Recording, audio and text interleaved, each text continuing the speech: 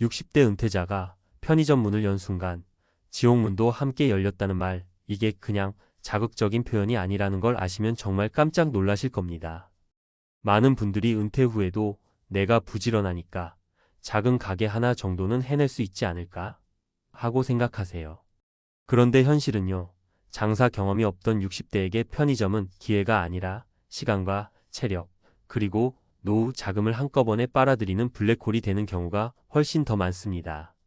이 얘기 들으면 대부분 설마 그렇게까지라고 하시는데요. 정말 설마가 아닙니다. 한번 무너지고 나면 다시 일어설 기회조차 없을 정도로 은퇴자에게 편의점은 너무 가혹한 전장입니다. 솔직히 말씀드리면 은퇴 후에 편의점을 선택하는 이유가 뻔해요. 퇴직금이 있으니까 당장 시작할 수 있고, 브랜드가 알아서 물건도 공급해주고, 시스템도 있으니까 내가 나이 들어도 가능한 일이라고 착각하게 되거든요. 사장이 되면 좀 쉬엄쉬엄 할 수 있겠지 이런 기대도 있으시고요. 하지만 막상 들어가 보면요, 하루 12시간 넘게 서 있어야 하고, 물류 정리하다 허리 나가는 건 기본이고, 사람 구하기 힘들어서 본인이 직접 야간을 뛰는 상황까지 옵니다. 이런 얘기들 편의점 본사나 가맹 상담에서는 절대 안 해주거든요. 왜냐하면 현실을 그대로 말하면 들어올 사람이 없으니까요. 제가 최근에 만나셨던 은퇴자 분들 이야기만 모아봐도 패턴이 똑같아요.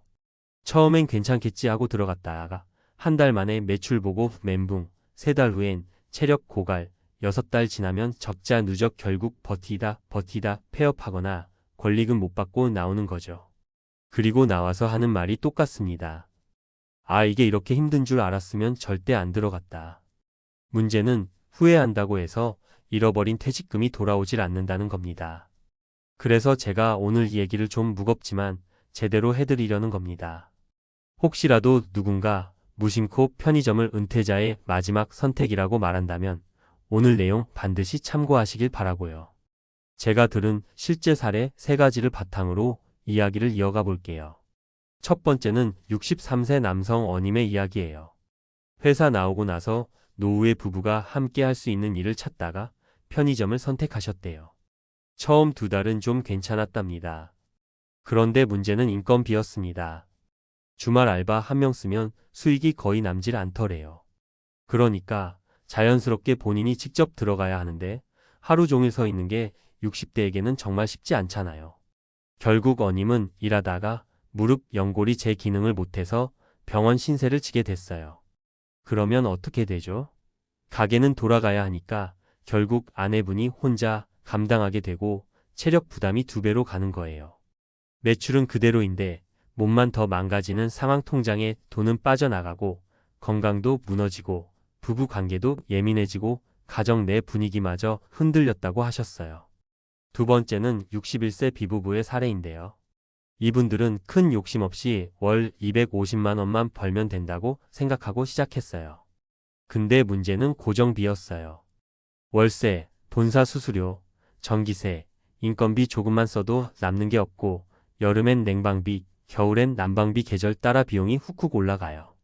특히 최근엔 물가가 오르고 매출 구조가 바뀌면서 마진이 거의 안 남거든요.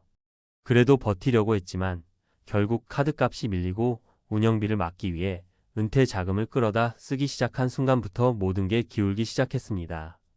조금만 더 버티자가 언제까지 이러고 살아야 하지? 로 바뀌고 결국 1년 4개월 만에 가게 문을 닫았습니다. 나올 때 권리금은 거의 못 받았고 남은 건 빚과 지친 몸뿐이었어요. 세 번째는 65세 신임 이야기인데요.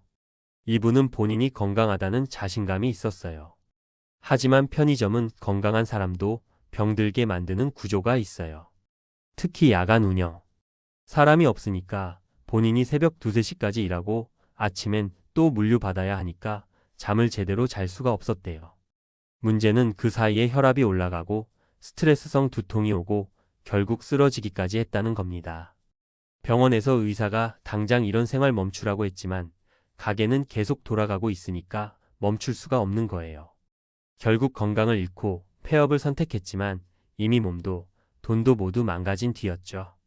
이 3가지 사례를 들으면서 많은 분들이 공통적으로 말하는 게 있어요.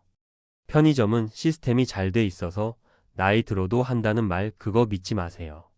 현실은 전쟁터입니다. 라고요. 정말 그 말이 뼈를 때립니다.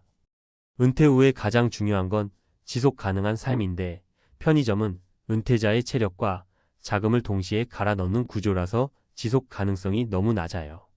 특히 60대 이상이라면 체력 리스크가 너무 크고 인건비와 수수료 구조가 과도해서 수익을 가져가기 어렵습니다. 그리고 정말 중요한 게요. 편의점은 버티면 된다는 구조가 아니에요. 많이 버틸수록 더 손해가 커지는 구조예요. 왜냐하면 매달 고정비가 꾸준히 빠져나가고 적자 누적이 쌓이니까요. 가게가 기울기 시작하면 빠르게 멈추고 나오거나 애초에 들어가지 않는 게 정말 중요합니다. 은퇴 후 노후 자금은 다시 채우기 어렵기 때문에 한 번이라도 크게 잃으면 회복하는데 훨씬 오래 걸려요.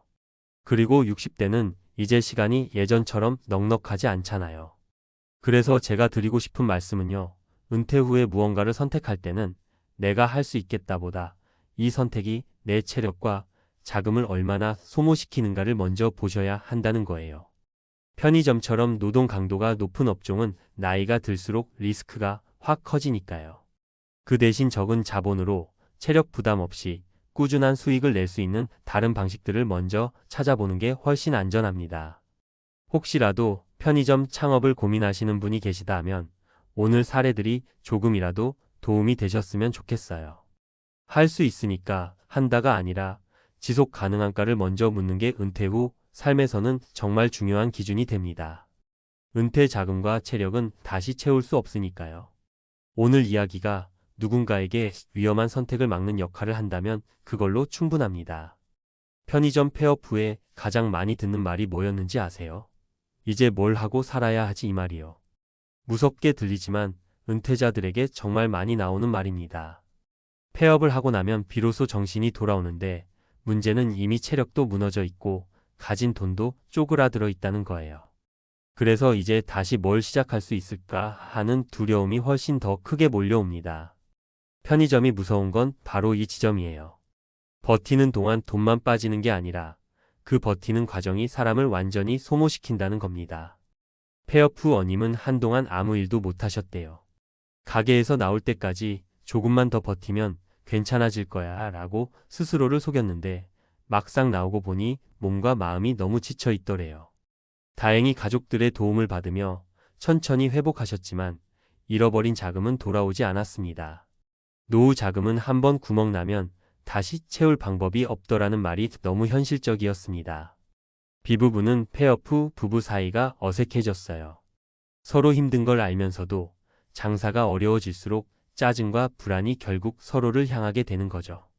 폐업 후에야 서로에게 미안한 감정이 찾아왔고 결국 우리가 선택한 업종이 우리를 이렇게 만든 것이라고 인정하게 됐어요. 지금은 작은 부업을 나눠서 하면서 다시 삶을 정리하는 중인데 두 분이 공통적으로 말한 건 이것이었습니다. 은퇴한 사람은 절대 몸으로 버티는 장사를 하면 안 된다. 신임은 건강 때문에 강제로 멈춘 케이스였죠. 하지만 나와보니 오히려 숨통이 트였다고 하셨어요. 편의점 운영하면서 건강이 망가졌을 때는 이러다 죽겠다라는 공포가 훨씬 컸대요. 폐업 후에 그분이 가장 먼저 한 일은 다시는 내 몸을 갈아 넣는 일은 하지 않겠다고 다짐하는 거였어요. 지금은 시간제 일로 전환해서 체력 부담을 줄이고 월 100만 원 정도라도 꾸준히 들어오는 구조를 만들고 계세요. 그게 훨씬 편하고 삶의 질도 더 나아졌다고 하셨어요. 결국 세 사람의 공통점은 하나예요. 은퇴 후 돈을 버는 방식은 절대로 체력을 갈아 넣는 방식이면 안 된다는 겁니다. 특히 편의점처럼 시간과 에너지가 동시에 들어가는 업종은 나이가 들수록 치명적이에요. 차라리 적게 벌어도 꾸준히 버는 구조, 시간이 내 편이 되는 구조가 훨씬 안전합니다. 은퇴라는 건 기회를 다시 만드는 시간이지 몸을 갈아 넣어 돈을 버는 시간이 아니에요. 노후를 지키는 건 의지나 부지런함이 아니라 올바른 선택입니다. 혹시라도 지금 편의점 한번 해볼까 고민하신다면 오늘 이야기 기억하셨으면 합니다. 어떤 선택이 나를 살리고 어떤 선택이 나를 무너뜨리는지 은퇴 이후에는 그 차이가 너무 크게 나타나거든요. 아무도 예상 못 하셨을 거예요. 은퇴하고 바로가 아니라 딱 5년째 되는 해에 노후가 가장 많이 무너진다는 사실 말입니다. 이게 왜 무섭냐면요. 처음 12년 동안은 다들 괜찮거든요. 퇴직금도 있고 뭐라도 해볼까 하는 에너지라도 남아있으니까요. 그런데 문제는 시간이 지나면서 조용히 그리고 아주 느리게 균열이 생기기 시작한다는 겁니다. 그 균열이 5년차에 폭발하는 순간 많은 60대 분들이 진짜로 무너져 내립니다. 아니, 나도 이렇게 될 줄 몰랐어. 정말 많은 분들이 이렇게 고백합니다. 본인은 절대 아니라고 생각했는데 결국 대부분이 비슷한 지점에서 주저앉더라고요. 왜 하필 은퇴 5년 차일까요? 그때쯤이면 퇴직금이 생각보다 빨리 바닥을 보이기 시작하고 생활비 패턴은 이미 고정돼 버리고 건강도 슬슬 신호를 보냅니다. 자녀 문제든 집 문제든 예상 못했던 지출들도 다 이 시점에 터집니다. 가장 슬픈 건 이때쯤이면 마음의 탄력도 많이 떨어져 있어서 다시 일어나기가 더 어려워진다는 거예요. 그래서 오늘은 한국 60대가 가장 많이 무너지는 은퇴 5년차의 대재앙을 실제 사례 3가지와 함께 왜 이런 일이 반복되는지 그리고 어떻게 대비해야 하는지 현실적으로 풀어드릴게요. 처음 소개할 분은 인천에서 35년간 직장 생활을 하고 59세에 은퇴하신 분인데요. 은퇴하고 첫 해는 정말 행복하셨대요. 여행도 다니고 배우자와 오랜만에 데이트도 하고 집 리모델링도 하고요. 그런데 문제는 그 다음이었습니다. 여행 한 번에 100만 원, 집 손보기 몇 천만 원, 자녀 결혼 자금 몇 억. 그렇게 퇴직금에서 뚝뚝 빠져나가는 돈을 처음엔 대수롭지 않게 생각하셨죠. 평생 모은 돈인데 이 정도는 써도 되지라는 마음이었대요. 그런데 은퇴 5년 차가 되던 해 계산기를 두드리는 순간 피가 싸늘해졌답니다. 남은 돈이 생각보다 훨씬 적었거든요. 이때부터 두려움이 시작된 겁니다. 이걸로 앞으로 20년, 30년을 어떻게 버티지? 이미 생활비 구조는 늘어난 소비 패턴에 맞춰져 있고 다시 줄이려니 생활 수준이 무너지는 것 같고 무력감만 커져갔다고 하셨어요. 결국 이분은 은퇴 후 5년 차에 처음으로 극심한 불안을 느꼈고 이후에는 소비를 급하게 줄이면서 후회와 걱정의 노후로 바뀌었다고 고백하셨습니다. 두 번째 사례는 더 마음이 무겁습니다. 경기도에서 자영업을 하다가 60세에 가게를 정리하고 은퇴하신 남성분이었어요. 이분은 은퇴하고도 생활비 때문에 일을 조금이라도 하려고 했지만 체력은 예전 같지 않고 시장 구조가 바뀌다 보니 번번이 실패하셨죠. 그러다 결국 그래, 잠깐 쉬고 나중에 다시 해보자 하고 휴식기에 들어갔어요. 그런데 바로 이게 함정이었습니다. 쉬다 보면 마음이 흐물흐물해집니다. 시간이 지나면 다시 시작하기가 더 어려워지고요. 어느새 은퇴 5년 차. 소득은 제로, 지출은 꾸준히 발생, 은행 잔고는 빠르게 줄어드는 상황이었습니다. 이분이 했던 말이 아주 인상적이었어요. 내가 무너진 순간은 돈이 떨어져서가 아니라 다시 일할 힘이 사라졌다는 걸 깨달았을 때였어요. 은퇴 초반이었다면 뭐라도 다시 해보려고 뛰어들었을 텐데 어느새 자신감도 체력도 다 사라져 있었던 거죠. 이것이야말로 많은 60대가 은퇴 5년 차에 가장 많이 무너지는 이유 중 하나입니다. 시간이 사람을 약하게 만듭니다. 세 번째는 부산에 사는 62세 여성분 이야기입니다. 이분은 연금이 있어서 그래도 안정적일 거라고 스스로 확신하셨대요. 그런데 연금 하나만으론 생활비가 충분치 않았고 게다가 부모님 병원비가 겹치면서 지출이 갑자기 2배가 되었어요. 자녀에게 손 벌리자니 미안하고 일을 나가보려 하니 몸이 버티질 않고 결국 홀로 앓기만 했다고 하셨습니다. 이분은 은퇴 5년 차에 이렇게 말씀하셨어요. 난 괜찮을 줄 알았어요. 근데 인생이 이렇게까지 변할 줄 몰랐어요. 건강 문제가 삶을 흔들기 시작하는 시점, 바로 5년 차였습니다. 은퇴 직후엔 괜찮다가도 60대 초중반이면 몸에서 신호가 오고 그 신호 하나가 지출과 삶의 리듬을 통째로 흔들어 놓습니다. 눈에 보이지 않던 위기가 이때 본격적으로 드러나는 거죠. 이 3가지 사례를 보면 공통점이 뚜렷합니다. 처음 12년은 다들 괜찮습니다. 그래서 더 위험해요. 경계심이 풀리니까요. 그러다가 45년 차가 되면 경제적 여유는 줄고 체력은 예전 같지 않고 지출은 예상보다 커지고 미래는 더 두렵게 느껴집니다. 많은 전문가들이 말하죠. 은퇴 후 5년을 지켜내면 그 다음 20년은 훨씬 안정적으로 간다. 반대로 말하면 5년 차에 무너지면 그 뒤는 정말 힘들어진다는 뜻입니다. 그래서 지금 은퇴를 준비하시거나 이미 은퇴하신 분들이라면 꼭 기억하셔야 하는 게 있어요. 은퇴는 퇴직하는 날로 끝나는 게 아니라 5년 차에 진짜 첫 시험이 시작된다는 겁니다. 이 5년 차만 잘 넘기면 노후는 생각보다 견고해지고 삶의 구조도 안정적으로 자리 잡힙니다. 하지만 여기서 무너지면 다시 일어서기까지 시간이 훨씬 오래 걸리고 체력과 자신감은 점점 떨어집니다. 지금 이 글을 읽고 계신 분들도 아마 공감하실 거예요. 지금은 괜찮지만 5년 뒤에도 괜찮을까? 이 질문이 바로 노후 준비의 출발점입니다. 기억하세요. 은퇴 5년 차는 대재앙이 시작되는 시기가 아니라 대재앙을 막을 수 있는 마지막 기회이기도 합니다. 지금부터라도 생활비 구조를 점검하시고 지출 습관을 다듬고 건강을 조금이라도 챙기고 수입을 만들 수 있는 가장 작은 루트라도 남겨두시는 게 중요합니다. 여러분의 노후는 단순한 돈의 문제가 아닙니다.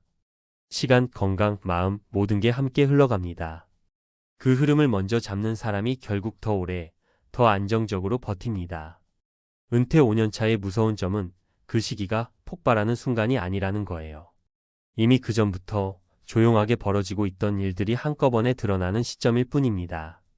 그래서 많은 분들이 이렇게 말합니다. 갑자기 무너진 게 아니라 이미 오래전부터 금이가 있었던 거였어요. 근데 여기서 중요한 게 하나 있어요. 이 금간 부분을 바로잡는 데는 그렇게 큰 돈이 필요하지 않다는 겁니다. 오히려 마음가짐과 생활 패턴이 훨씬 더 중요합니다. 다시 말하면 노후는 큰 선택보다 작은 습관에서 무너지고 작은 습관에서 다시 세워진다는 거죠. 예를 들어 어떤 분들은 은퇴 후 시간이 많아지니까 자연스럽게 소비도 늘어요.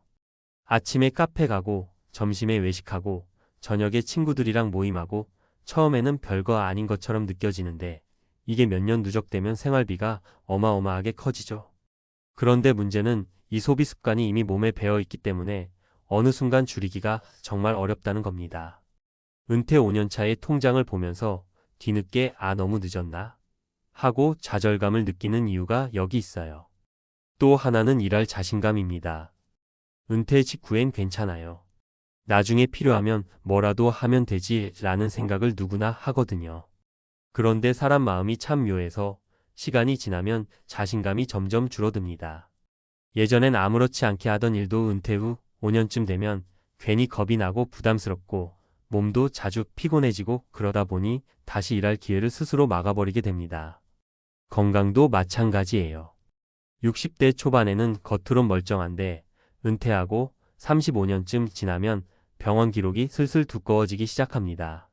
무릎이 아프다, 혈압이 오른다, 약을 하나 더 먹게 된다. 문제는 건강이 흔들리면 지출도 흔들리고 지출이 흔들리면 마음이 무너진다는 거죠. 결국 심리적 불안이 경제적 불안을 더 키우고 경제적 불안이 다시 건강을 해치는 악순환이 시작됩니다. 그러니까 노후의 핵심은 사실 돈이 아니라 리듬입니다. 생활 리듬, 돈의 리듬, 건강의 리듬.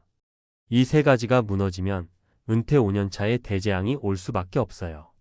하지만 반대로 생각하면 이 리듬만 살릴 수 있다면 노후는 얼마든지 안정적으로 흘러갈 수 있습니다. 갑자기 큰 돈을 벌 필요도 없고 무리하게 젊은 시절처럼 일할 필요도 없어요. 아주 작은 루틴, 작은 수입, 작은 절약, 작은 건강 습관만 유지해도 충분합니다. 결국 은퇴 후 5년 차는 노후가 무너지는 시점이 아니라 남은 시간을 지켜낼 마지막 경고등 같은 거예요. 이때 한 번만 방향을 제대로 잡으면 남은 20년은 정말 다른 모습이 됩니다.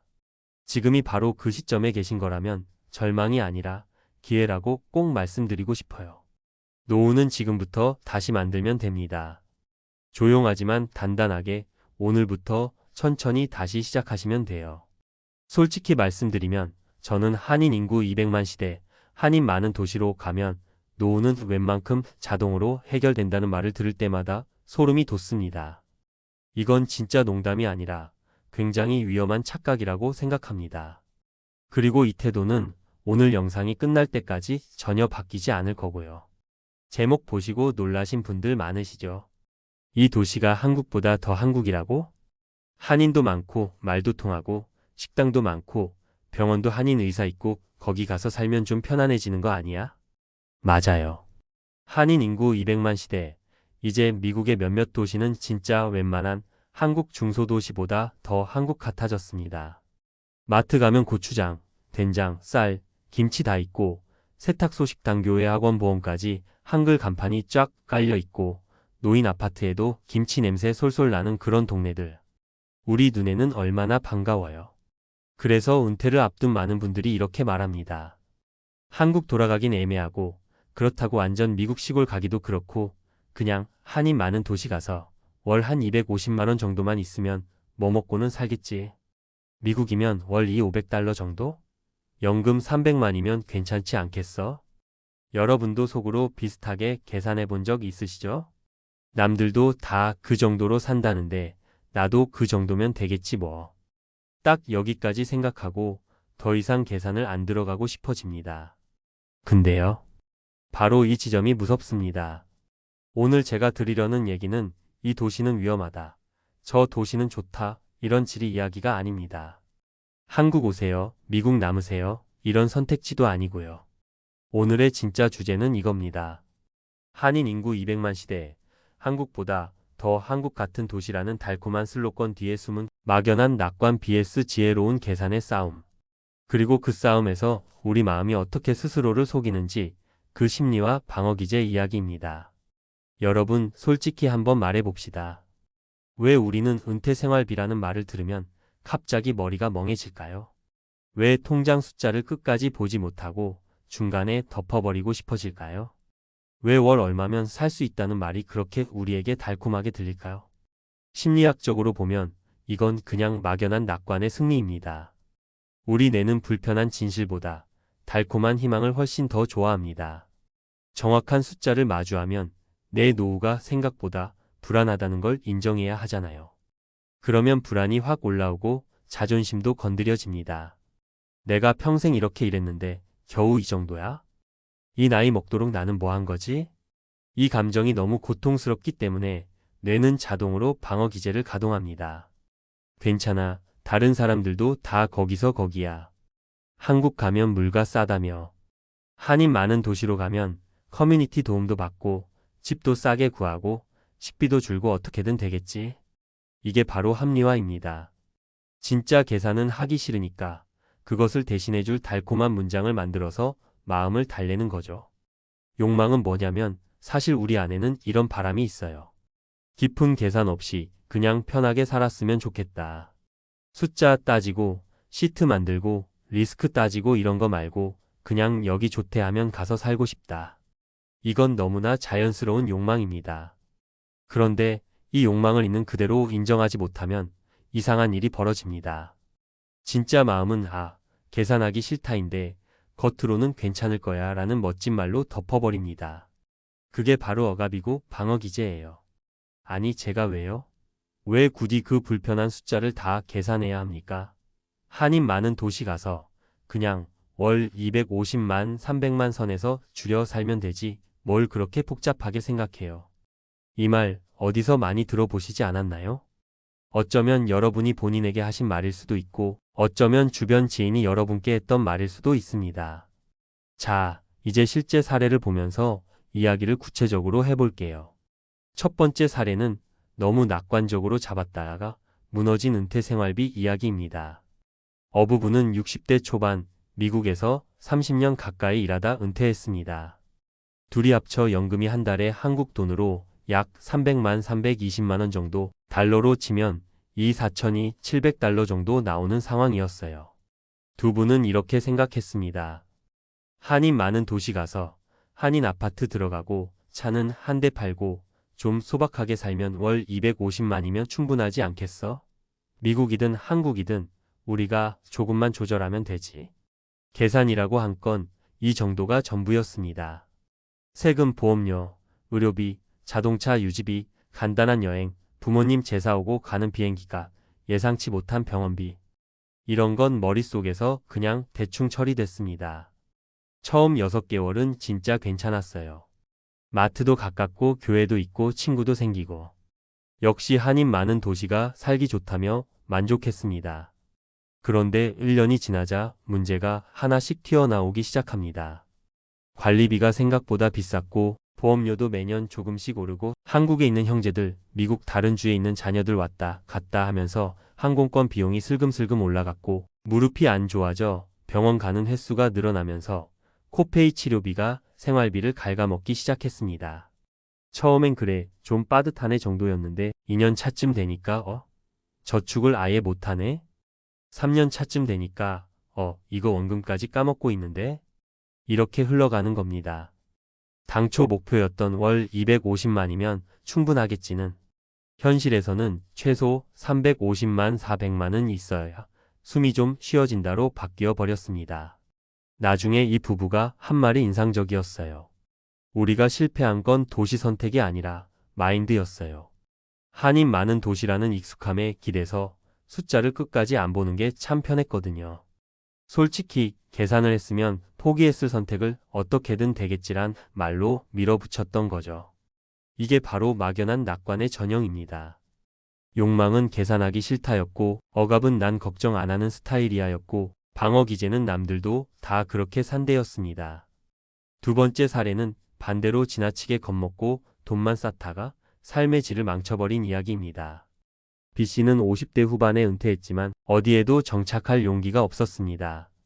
도시로 가면 물가가 너무 비쌀 것 같고 시골은 병원이 걱정되고 한인 많은 도시 가면 또 괜히 유혹 많아서 돈 쓸 것 같고 한국 가면 의료비는 괜찮지만 집값 전세금이 불안하고 한마디로 뭐든 다 불안한 겁니다. 그래서 B씨는 결론을 이렇게 내립니다. 그래, 난 그냥 은퇴를 안 한 사람처럼 살자. 그냥 계속 일하고 계속 모으자. 쓸 수 있을 때 안 쓰면 노후에라도 든든하겠지. 이분은 철저하게 두려움 중심의 삶을 선택했습니다. 막연한 낙관 대신 막연한 공포에 사로잡힌 거죠. 결과는 어땠을까요? 통장은 점점 두툼해졌습니다. 한국 돈으로 8억, 9억, 10억. 숫자는 올라갔는데 삶은 점점 좁아졌습니다. 친구들 모임은 돈 아깝다면서 안 나가고 가고 싶던 여행은 나중에로 미루고 운동할 시간도 아껴 노동시간으로 바꾸고 식사도 늘 저렴한 것만 찾다 보니 건강까지 조금씩 나빠졌습니다. 70이 넘어서 B씨가 이렇게 고백합니다. 정작 몸이 안 따라주니까 이제 쓰고 싶어도 못 쓰겠더라. 그동안 쌓은 돈이 많다고 안심이 되는 게 아니라 내가 뭘 위해 이렇게 살았지? 라는 허무함이 훨씬 더 크더라. 여기서 중요한 포인트가 뭔지 아세요? 이분도 계산을 안 한 건 아닙니다. 근데 이게 지혜로운 계산이 아니라 불안에 중독된 계산이었어요. 욕망은 뭐였냐면 완벽하게 안전해지고 싶다. 절대 모자라지 않는 노후를 가지고 싶다. 그런데 그 욕망을 제대로 들여다보지 않고 이 정도면 아직 불안해, 더 모으자라는 방어 기제로 끝없이 합리화한 겁니다. 막연한 낙관과 똑같이 위험한 반대 방향의 함정이죠. 세 번째 사례는 지혜로운 이기심으로 균형을 잡은 성공 사례입니다. 시부부는 한인 많은 도시를 좋아했습니다. 장 보기도 편하고 병원도 편하고 말 통하는 사람 많고 문화생활도 할 수 있고 그래서 다른 분들처럼 이렇게 시작했어요. 여보, 우리도 그냥 거기 가서 살까? 노인 아파트 알아보고 한 달에 한 300만, 350만 정도 예산 잡고 조용히 살면 되지 않을까? 그런데 여기서 이 부부가 한 가지를 멈췄습니다. 잠깐. 우리 제목만 보고 결정하는 거 아니야? 그래서 둘이 종이와 엑셀을 꺼냅니다.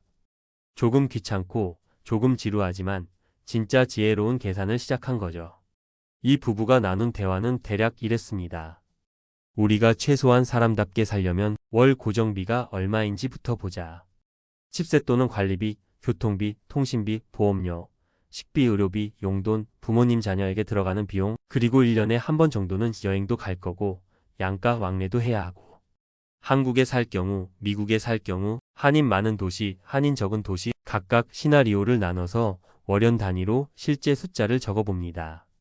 대충이 아니라 한국 살면 월 250이면 된다더라가 아니라 우리가 살고 싶은 방식으로 살면 한국이든 미국이든 최소 얼마는 필요하다를 보는 겁니다. 계산을 해보니 이 부부 기준으로는 정말 최소한으로 살아도 월 320만 350만 원, 조금 숨 쉴 여유까지 포함하면 월 400만 450만 원 정도는 필요하다는 결론이 나왔습니다. 여기서 만약 막연한 낙관에 빠졌다면 이렇게 말했겠죠. 에이, 너무 넉넉하게 잡은 거야. 조금 줄이면 250도 가능하겠지 뭐. 하지만 이 부분은 오히려 이렇게 묻습니다.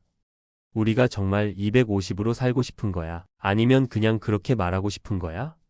이게 바로 욕망을 있는 그대로 들여다보는 태도입니다. 그 욕망은 결국 이런 거였죠. 남들처럼 우리도 월 250이면 되라고 말하고 싶은 마음. 나도 잘 준비한 사람처럼 보이고 싶은 마음.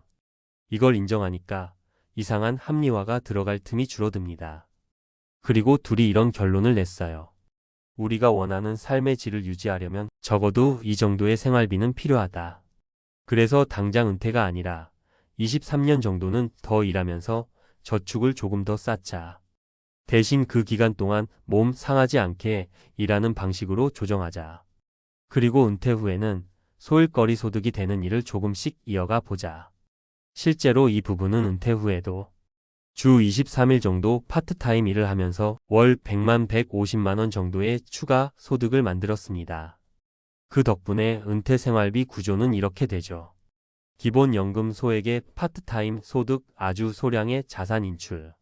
이렇게 설계해 두니까 어느 도시를 가든 우리 망하는 거 아니야? 라는 공포가 훨씬 줄어듭니다. 그리고 이 부부는 마지막에 이렇게 말했습니다. 우리는 한인 많은 도시니까 괜찮겠지라는 막연한 낙관 대신 우리가 원하는 삶의 그림에서 거꾸로 숫자를 뽑아봤어요. 우리 욕망을 부끄러워하지 않고 적나라하게 인정했더니 오히려 선택이 훨씬 자유로워졌습니다. 여러분, 이 세 가지 사례의 차이가 느껴지시나요? 첫 번째, 막연한 낙관으로 남들도 그 정도로 산다던데요. 하며 은퇴 생활비를 숫자 하나로만 단순화한 경우. 두 번째, 막연한 공포로 어디도 안전하지 않아 하면서 돈을 쌓는 것만이 유일한 안전이라고 믿은 경우. 세 번째, 욕망과 두려움 둘 다를 정직하게 인정하고 내가 진짜 어떻게 살고 싶은지를 바탕으로 지혜로운 계산을 한 경우. 여기서 중요한 건 어느 도시에 사느냐가 아니고 한국이냐 미국이냐가 아니라 내 마음속에서 막연한 낙관이 주도권을 잡고 있느냐, 지혜로운 계산이 주도권을 잡고 있느냐의 문제입니다. 이제 마지막 정리를 처음에 말씀드렸던 멍청한 이기심 vs 지혜로운 이기심으로 해볼게요. 여러분, 은퇴 생활비에서 멍청한 이기심은 이런 얼굴을 하고 있습니다. 대충 남들만큼 모으면 되겠지 뭐. 연금 250이든 300이든 뭐 한이 많은 도시 가서 알바 조금 하면 되겠지. 다른 사람들도 다 사는데 나라고 못 살겠어? 이 말들 속에는 사실 이런 욕망이 숨어 있어요. 지금은 숫자를 보고 싶지 않다. 불안해지고 싶지 않다. 오늘의 나를 괴롭히고 싶지 않다. 그래서 내는 막연한 낙관이라는 방어 기제를 꺼내듭니다. 계산을 하면 당장의 감정이 불편해지니까 그 불편을 피하기 위해 괜찮을 거야 라는 달콤한 말을 계속 반복하는 거죠. 반대로 지혜로운 이기심은 이렇게 말합니다. 나는 나를 정말 아끼고 싶다. 그래서 오늘 조금 불편해지더라도 미래의 내가 덜 고통받게 만들어주고 싶다. 지혜로운 이기심은 욕망을 부정하지 않습니다. 나는 한인 많은 도시에서 말 통하고 밥 같이 먹고 병원 혼자 안 가고 그렇게 살고 싶다. 이 욕망을 솔직히 인정합니다. 그리고 이렇게 질문합니다. 좋아, 그럼 그런 삶을 유지하려면 월 얼마가 필요한지 한번 끝까지 보자. 여기서부터 철학, 심리, 경제가 한 지점에서 만납니다. 철학적으로는 나는 어떤 삶을 좋은 삶이라고 부를 것인가? 심리학적으로는 나는 왜 계산을 피하고 싶어 하는가? 나는 왜 남들의 평균에 나를 끼워 맞추고 싶어 할까? 내 방어 기제는 지금 나를 어떻게 속이고 있을까? 경제적으로는 그 모든 감정과 철학을 실제 숫자로 바꿔보면 얼마인가? 한국이면? 미국이면? 이 도시면? 저 도시면? 이 세 가지를 전부 통과한 숫자만이 진짜 우리 집의 은퇴 생활비가 됩니다. 대충 남들 말하는 평균 유튜브 썸네일에 박혀있는 월 250이면 충분합니다. 같은 숫자는 여러분 인생에는 아무 책임을 지지 않습니다. 여러분의 인생에 책임을 지는 숫자는 여러분이 직접 마주하고, 직접 계산하고, 직접 감정과 욕망을 통과시킨 숫자뿐입니다. 그래서 저는 이렇게 말씀드리고 싶어요. 한인 인구 200만 시대, 이제는 어떤 도시가 한국보다 더 한국처럼 보여도 그 도시가 여러분의 노후를 대신 살아주진 않습니다. 여러분의 노후를 지키는 건 도시 이름이 아니라 지혜로운 이기심입니다. 대충 남들만큼이면 괜찮겠지라는 멍청한 이기심을 당당하게 의심하고 나와 가족이 진짜 어떻게 살고 싶은지 그 삶을 유지하려면 얼마가 필요한지 숫자를 냉정하게 계산해 보자는 지혜로운 이기심으로 넘어가는 것. 그게 바로 한인 200만 시대 한국보다 더 한국 같은 도시에서 정말로 무너지지 않고 버틸 수 있는 가장 현실적인 생존 전략입니다. 아무 도시나 여러분을 지켜주지 않습니다. 아무 숫자나 여러분을 지켜주지 않습니다. 여러분 안에 이미 있는 그 이기심을 부끄러워하지 말고 끝까지 들여다보고 지혜롭게 사용하는 것. 그게 여러분 은퇴의 가장 확실한 보험입니다. 자, 오늘은 여기까지 하겠습니다. 계산이 무섭다면 더더욱 한 번쯤은 진짜로 계산해 봐야 할 때일지도 모릅니다. 다음 내용에서 또 이어서 이야기 나눌게요. 은퇴자가 2차 사는 순간 노후가 터진다.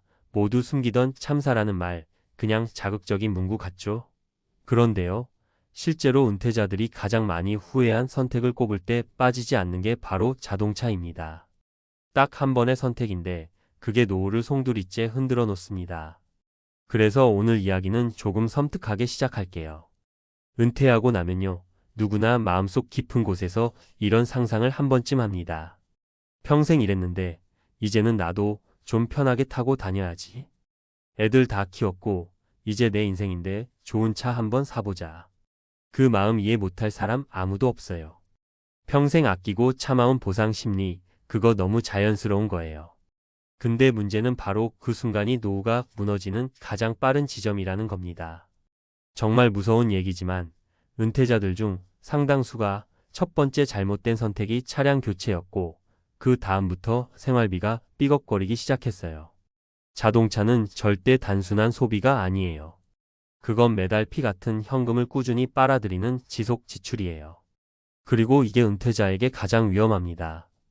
왜냐면 은퇴 이후의 돈은 새로 들어오는 돈보다 지출을 얼마나 오래 버틸 수 있느냐가 더 중요해지거든요.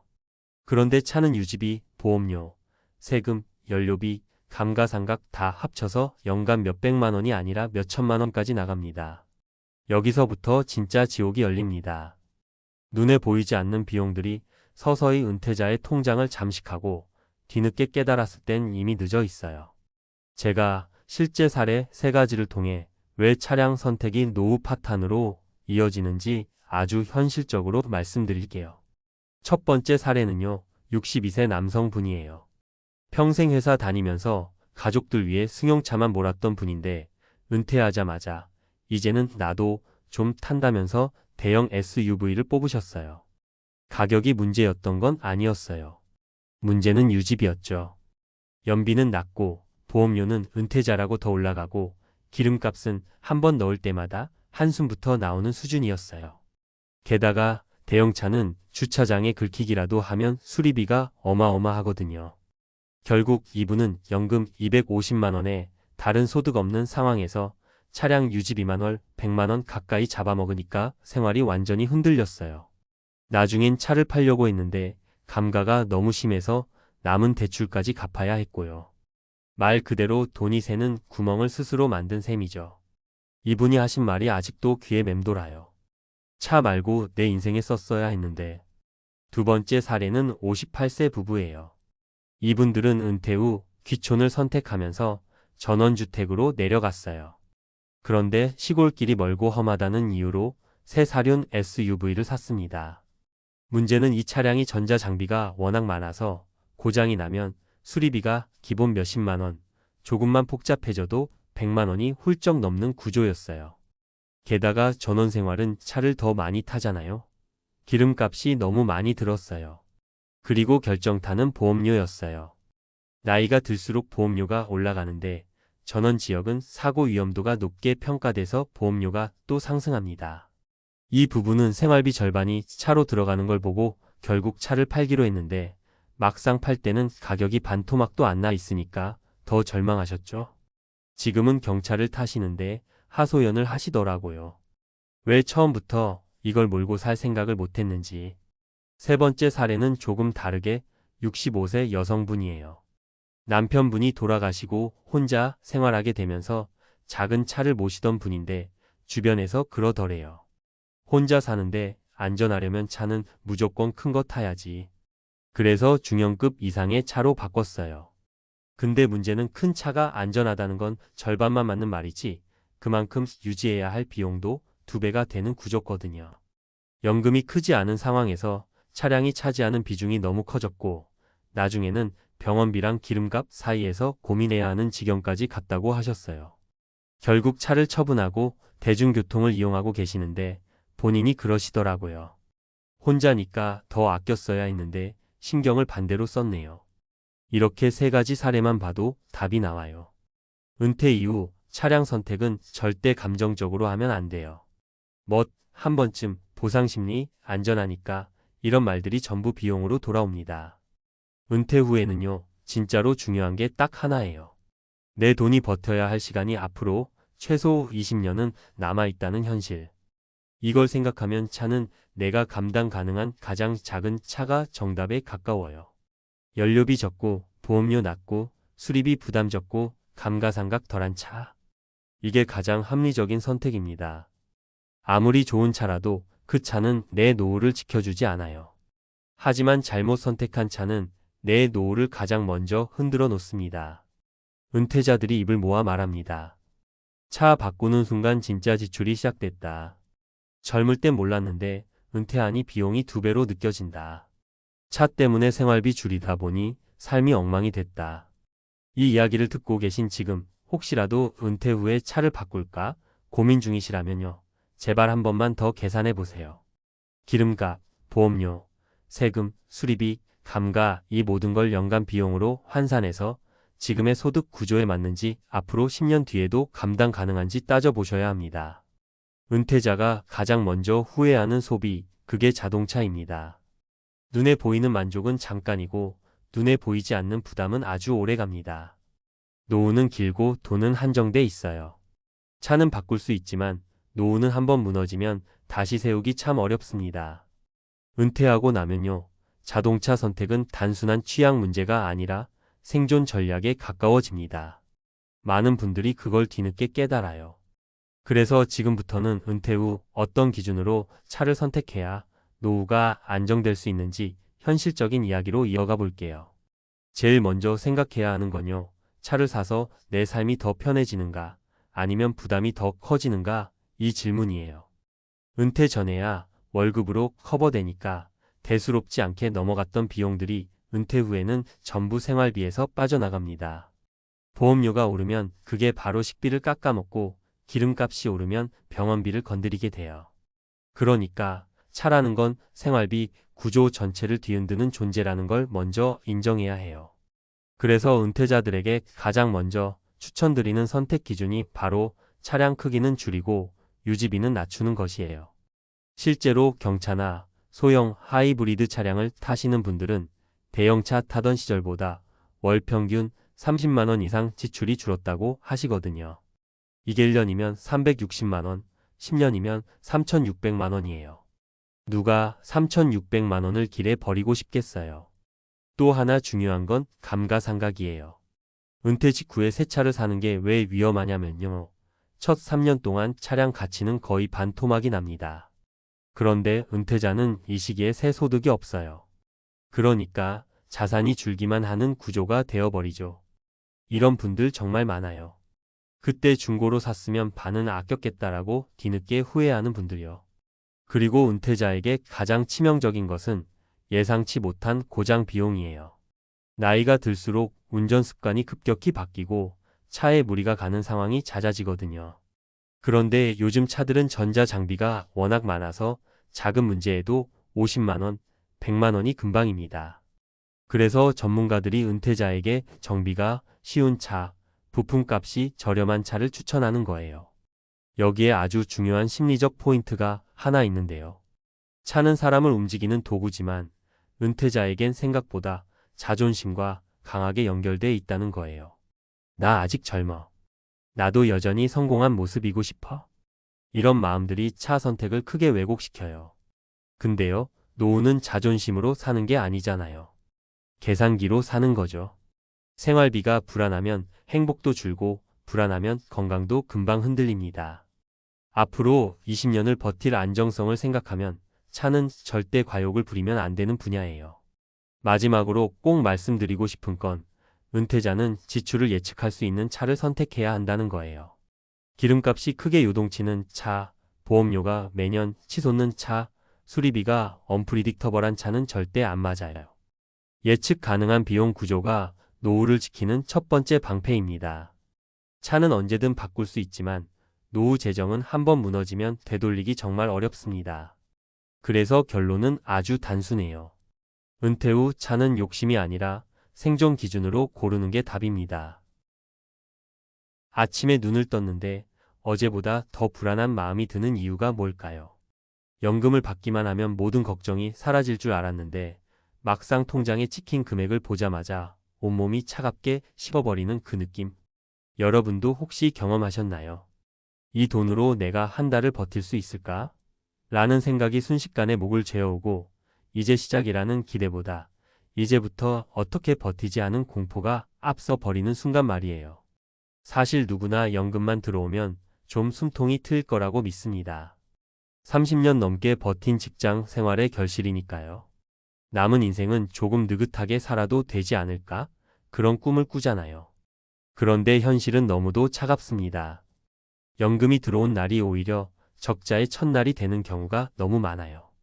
60년 대생뿐 아니라 50대 후반, 70대를 넘어선 분들까지도 하나같이 똑같은 말을 합니다. 연금이 들어오면서부터 진짜 지옥이 시작됐습니다.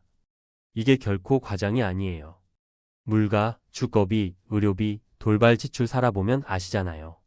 연금이란 게 받으면 쌓이는 게 아니라 받는 순간 바로 새어나가기 시작합니다. 특히 지금처럼 불확실한 시기에는 연금이 삶을 지탱해주는 기둥이 아니라 서서히 갉아먹는 균열처럼 느껴지는 분들이 많습니다. 저도 은퇴자 분들을 상담하면 제일 먼저 듣는 말이 그래요. 젊을 땐 몰랐어요. 은퇴하자마자 돈이 이렇게 빠르게 사라질 줄은. 그리고 그 말 뒤에는 따라옵니다. 연금이 생각보다 너무 작아요. 이 말 속에는 좌절과 후회, 그리고 막막함이 다 섞여 있어요. 그렇다면 도대체 무엇이 연금을 순식간에 적자로 바꿔버리는 걸까요? 그냥 돈이 부족해서가 아니에요. 그보다 훨씬 복잡하고 훨씬 현실적인 이유들이 우리 삶을 조금씩 잠식하고 있죠. 그걸 이해해야 대응도 가능하니까 실제 은퇴자 세 분의 사례를 통해 더 구체적으로 이야기해 볼게요. 첫 번째 사례는 전북에 사는 61살의 교사 출신 남성 이야기예요. 퇴직 직전까지만 해도 본인은 누구보다 안정적인 노후가 준비돼 있다고 확신했습니다. 교사라는 직업 특성상 연금도 꽤 나오고 아이들도 다 자라 독립했으니까 부담이 없다고 생각했죠. 그런데 은퇴 후 첫 달 연금이 딱 들어오자마자 한 달 생활비를 계산해 봤대요. 관리비, 식비, 차량 유지비, 병원비, 부모님 요양원 비용까지 합치니까 연금의 거의 2배가 나가는 겁니다. 적자 폭이 너무 커서 결국 본인 예금에서 매달 8만 100만 원씩 꺼내 쓰게 됐어요. 처음엔 괜찮아 보이던 이 적자가 1년이 지나니까 통장을 바닥까지 끌어내렸고요. 그분이 하신 말이 정말 씁쓸했습니다. 연금만 믿고 은퇴한 게 제일 큰 실수였습니다. 두 번째 사례는 미국 생활을 오래 하다가 한국으로 돌아온 한인 부부예요. 한국 의료비가 미국보다 싸다고 들었으니 한국에서 살면 훨씬 여유가 있을 줄 알았죠. 그런데 건강보험 지역 가입자로 전환되는 순간부터 두 분이 지불해야 할 보험료가 월 60만 원 가까이 나왔습니다. 게다가 한국에서 다시 자리를 잡으려니 임대보증금, 이사비용, 새집 가전 세팅 등 한 번에 들어가는 돈이 너무 많았죠. 연금은 들어오는 족족 새어나가고 한국 물가와 의료비 구조를 제대로 파악하지 못한 요금 폭탄에 두 분 모두 멘붕이 오셨대요. 그 부부가 마지막에 한 말이 아직도 잊히질 않아요. 연금을 받으면 우리가 조금 느긋해질 줄 알았는데 받는 순간부터 지출이 빨라졌어요. 무서울 정도로요. 세 번째 사례는 70대 중반의 여성분이에요. 남편이 먼저 세상을 떠난 뒤 혼자 살게 되었는데 매달 받는 유족연금이 120만 원 정도 됩니다. 혼자 사니 적게 써도 될 것 같지만 문제는 전기요금과 난방비 같은 주거 관련 비용이 혼자여도 크게 줄지 않는다는 점이에요. 여기에 고령자일수록 병원 방문과 약 처방 빈도가 늘어나잖아요. 이분은 계속되는 무릎 치료와 고혈압 약 비용만 해도 매달 20만 원 이상이 빠져나갑니다. 결국 연금 120만 원 중에서 실제로 본인이 생활비로 쓸 수 있는 금액은 50만 원도 안 돼요. 그래서 그분이 조용히 한숨 쉬며 말씀하시더군요. 남편이 있을 땐 몰랐어요. 연금이 혼자 살기엔 너무 작다는 걸 사라지는 속도가 너무 빨라요. 이 세 분의 이야기는 특별한 사람들만의 이야기가 아니에요. 지금 은퇴 후 살아가는 분들이 겪는 아주 현실적인 장면들이죠. 공통점은 하나입니다. 연금이 적어서가 아니라 우리가 살아가는 구조가 연금보다 훨씬 빠른 속도로 돈을 요구하고 있다는 거예요. 집, 건강, 가족, 세금, 돌발 상황 어느 것 하나 예측하기 쉽지 않잖아요. 그래서 많은 분들이 연금을 받으면 안심하는 게 아니라 오히려 겁부터 먹습니다. 이 돈이 또 얼마나 버텨줄까? 그렇다고 희망이 없는 건 아니에요. 중요한 건 연금만 믿지 말고 연금에 기대는 방식을 조금씩 바꾸는 것입니다. 고정비를 줄이고 의료비를 대비하고 자녀 지원을 조절하고 수입을 늘릴 수 있는 작은 일이나 재택 형태의 부업을 찾아두는 것만으로도 적자의 속도는 확실히 늦출 수 있어요. 많은 은퇴자 분들이 공통으로 말하는 것도 이거예요. 연금은 기본일 뿐 삶은 내가 다시 설계해야 한다. 결국 연금은 우리가 생각했던 마지막 안전망이 아니라 은퇴 후 새로운 시작을 위한 기본 자원일 뿐이에요. 이 기본 자원을 어떻게 아끼고 어떻게 늘리고 어떻게 지출 구조를 바꾸느냐에 따라 노후의 표정이 완전히 달라집니다. 그러니 지금 불안하시더라도 너무 자책하지 마세요. 여러분만 그런 게 아니니까요. 연금을 받고도 적자가 나는 건 여러분의 잘못이 아닙니다. 다만 지금부터라도 삶을 조정하는 힘을 찾는 게 중요합니다. 적자는 어떻게든 관리가 되지만 마음의 공포는 혼자 두면 점점 커지거든요. 함께 현실을 보고 함께 대비해 나가면 지금보다 훨씬 나은 길이 반드시 보입니다. 그러니까요, 많은 분들이 이렇게 말하세요. 나는 다른 사람들보다 준비를 못해서 이런가 보다. 그런데 막상 깊게 들어가 보면 누구나 비슷한 벽에 부딪히고 있어요. 노후의 위기는 개인의 능력 부족이 아니에요. 지금 시대 자체가 은퇴자에게 너무 가혹한 구조를 가지고 있기 때문이죠. 물가는 오르고 의료비는 끊임없이 생기고 집값과 관리비는 내려갈 줄을 모르고 자녀 세대까지도 힘겨워지니 부모 세대에게 다시 손을 내미는 경우도 많습니다. 그러다 보니 연금이라는 건 들어오는 순간부터 새어나기 시작하는 돈이 되어버려요. 우리가 꿈꾸던 노후 월급이 아니라 버티기 위한 최소한의 산소처럼 느껴지는 겁니다. 그래서 많은 분들이 공통으로 말하는 게 있어요. 적자가 나는 건 어쩔 수 없는데 문제는 그 적자를 메우는 내 통장이 너무 빠르게 말라버린다는 거다. 결국 노후 파산이라는 말이 먼 나라 이야기가 아닌 이유도 여기에 있어요. 누구나 처음엔 적자를 자기 자산으로 메꿔요. 그런데 그 시간이 길어질수록 버티는 힘이 약해지고 심리적인 압박도 2배, 3배로 커집니다. 한번 무너지기 시작하면 회복이 너무 어렵다는 것도 실제 많은 사례에서 확인되고요. 하지만 그렇다고 손 놓고 있을 필요는 전혀 없어요. 지금 이 시점에서 가장 중요한 건 지출 구조를 통제하는 힘과 작은 수입원이라도 다시 만드는 능력을 갖추는 거예요. 은퇴자 분들 중에 이런 말씀을 하시는 분들이 있어요. 나는 내 몸이 아직 움직일 수 있는 동안은 절대 가만히 있지 않는다.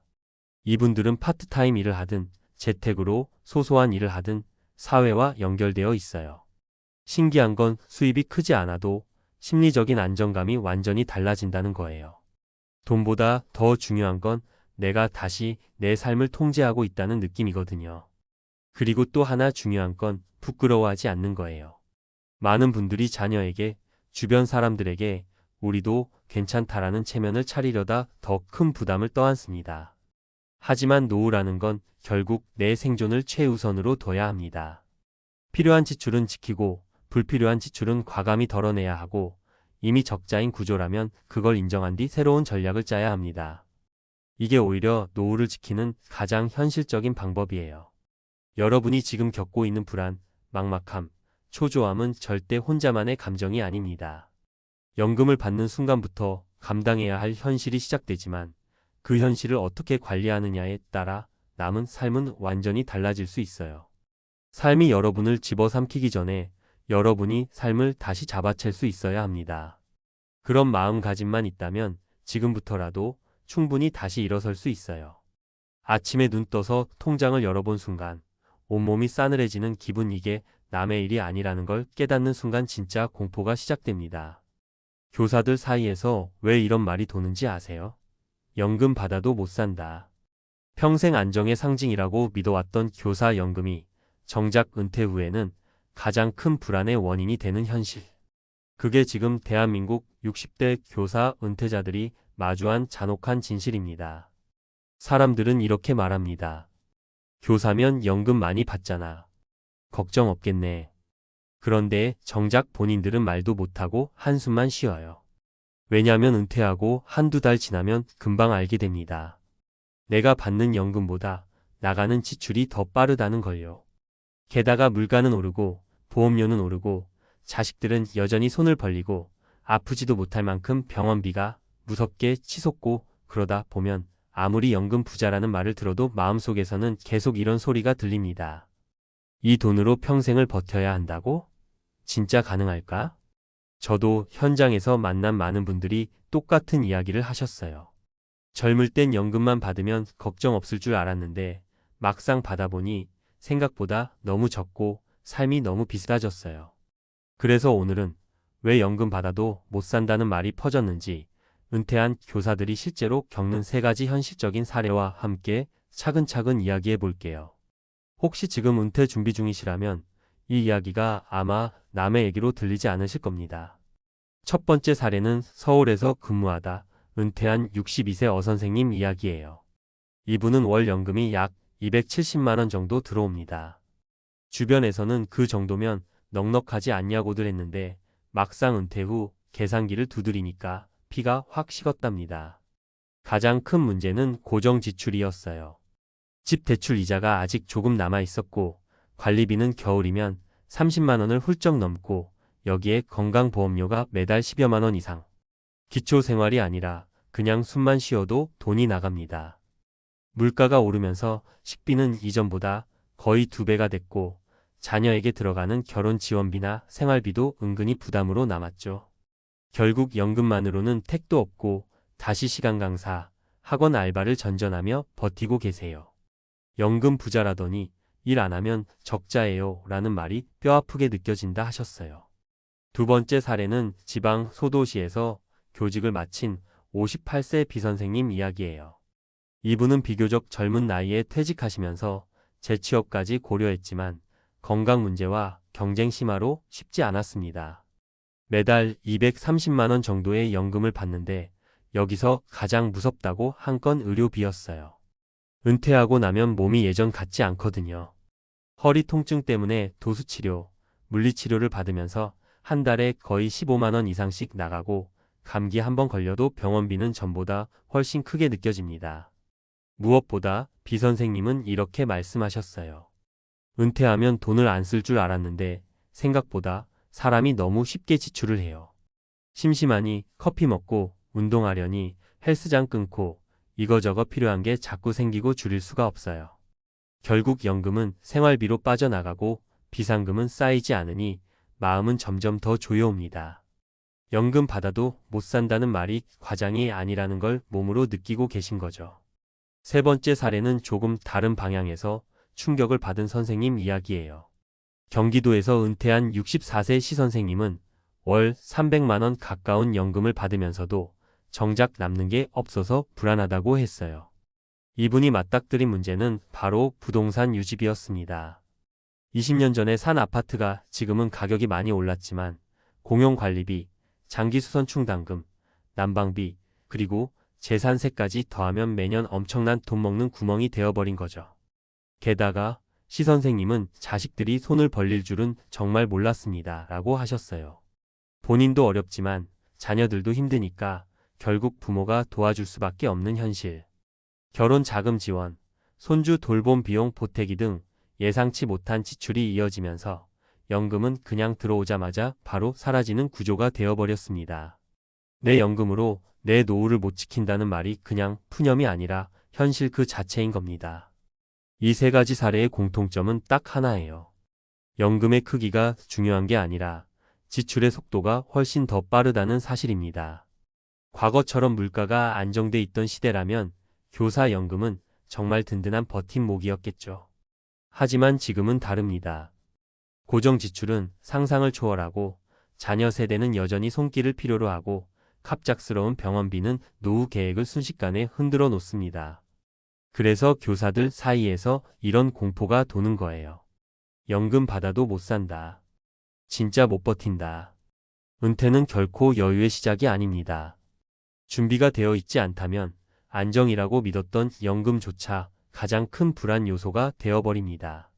그래서 지금 필요한 건 단순히 연금을 얼마나 받느냐가 아니라 은퇴 이후 어떤 지출을 줄이고 어떤 위험을 미리 차단하고 어떤 수입원을 추가로 만들어둘 것이냐예요. 연금은 출발점일 뿐 안전망이 아니라는 사실을 인정해야 합니다. 앞으로 살아갈 시간이 길어요. 그 길을 걱정으로 채우느냐, 준비로 채우느냐는 지금의 선택에 달려 있습니다. 교사연금이든 국민연금이든 어떤 연금도 만능 열쇠는 아니에요. 그리고 솔직히 말하면 지금 은퇴한 세대가 겪고 있는 현실은 앞으로 더 많은 사람이 겪게 될 문제이기도 합니다. 그래서 지금 이 이야기를 듣고 계신다면 지출 구조부터 점검하고 의료비 대비부터 만들어두고 가능한 한 추가 소득원도 고민해 보셨으면 해요. 연금만 믿기엔 우리의 노후가 너무 길고 너무 변수가 많습니다. 사실 교사들이 이렇게까지 불안해하는 데는 또 하나의 이유가 있어요. 은퇴 후 처음 맞이하는 현실이 생각했던 삶과 너무 다르다는 점이에요. 주변에서는 다들 말로만 연금 부자라고 부르지만 정작 본인은 그 말이 칭찬이 아니라 압박처럼 느껴진다고 하더라고요.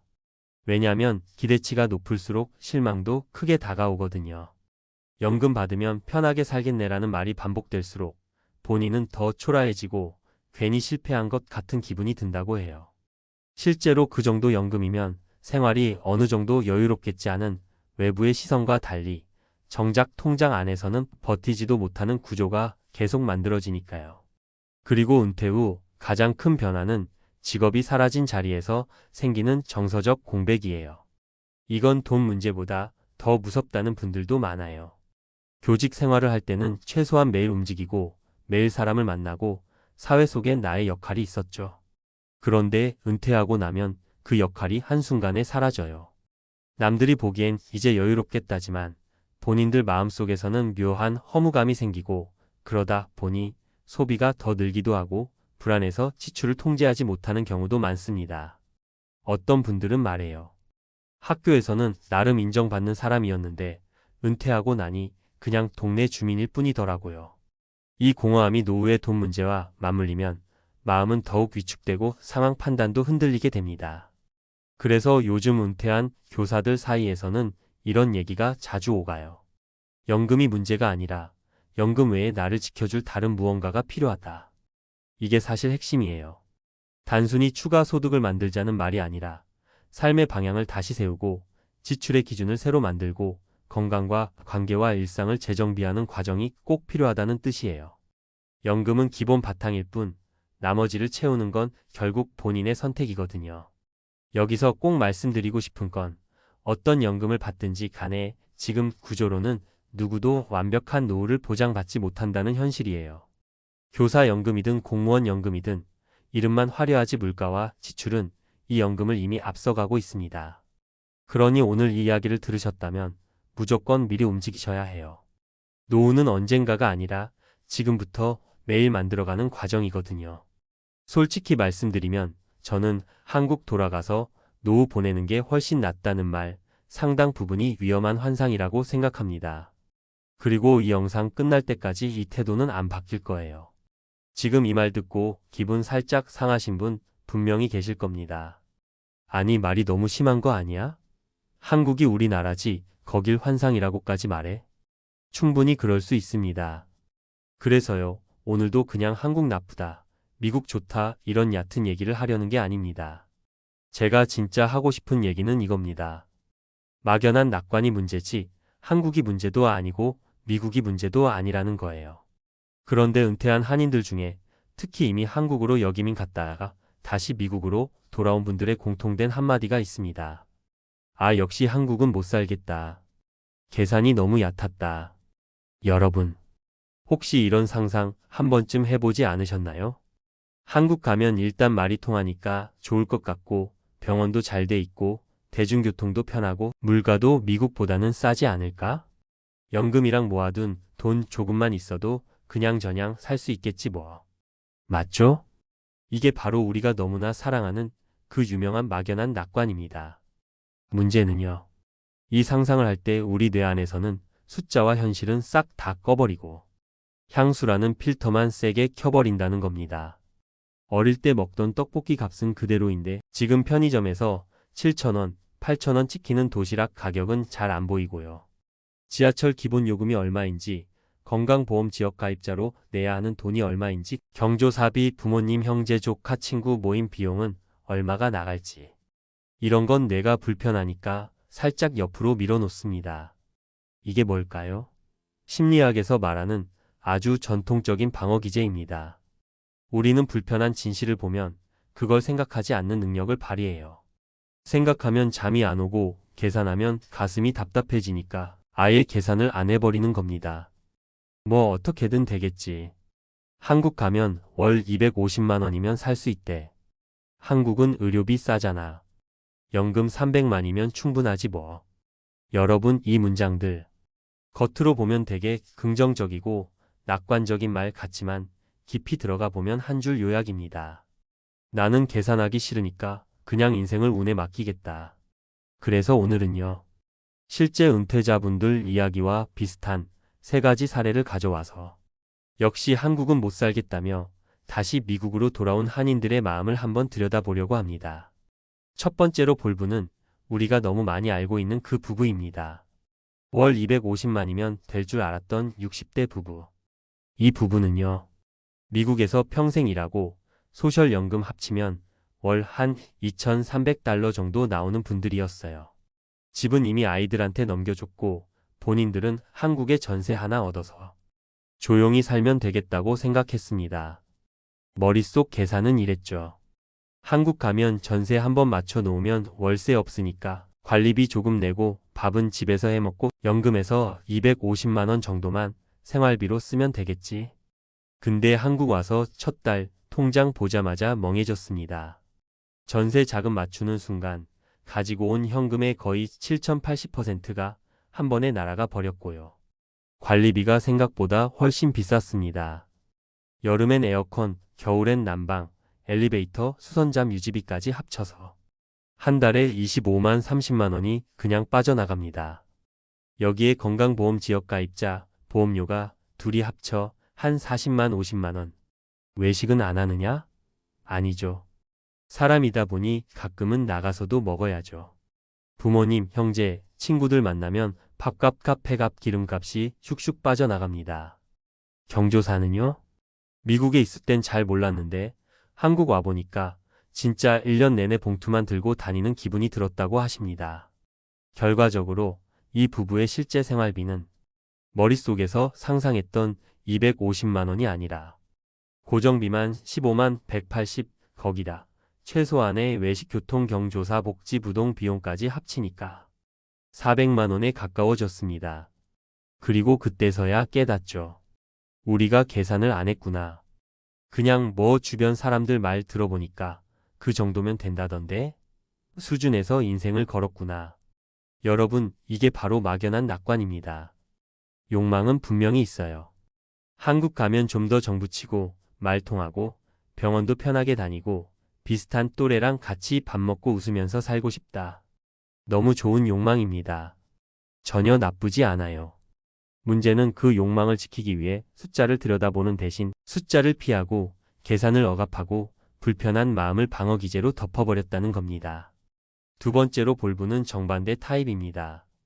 지나치게 겁먹고 돈만 쌓다가 삶의 질을 망친 사례. 이분은 60대 초반 남성이었는데요. 미국에서 평생 트럭 운전하시다가 집 한 채, 현금 자산 몇십만 달러, 소셜연금도 부부 합쳐 3,000달러 가까이 되는 분이었습니다. 객관적으로 보면 굉장히 잘 준비된 케이스죠. 그런데 이분 머릿속에는 이런 생각만 가득했습니다. 한국 가면 물가 무섭다며? 병원비도 결국 이것저것 다 합치면 비싸다면서? 자식들 도와줘야 될지도 모르는데 지금 쓰면 안 되지. 그래서 어떤 일이 일어났냐면요. 이분은 한국으로 역이민을 와놓고도 한국을 그냥 큰 호텔처럼만 쓰면서 살았습니다. 전세나 내 집 마련도 무서워서 못하고 에어비앤비 단기 거주 친척 집 전전하면서 나중에 큰일 나면 안 되니까 지금은 최대한 아껴야지만 반복합니다.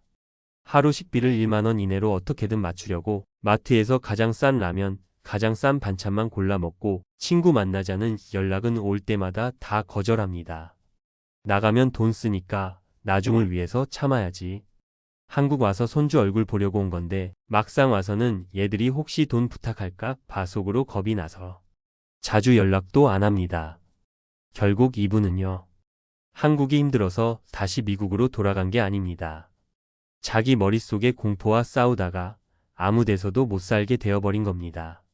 이게 뭘까요? 겉으로 보면 엄청 책임감 있고 미래를 생각하는 좋은 아버지처럼 보이죠. 하지만 심리학 언어로 바꾸면 이것도 일종의 방어 기제입니다.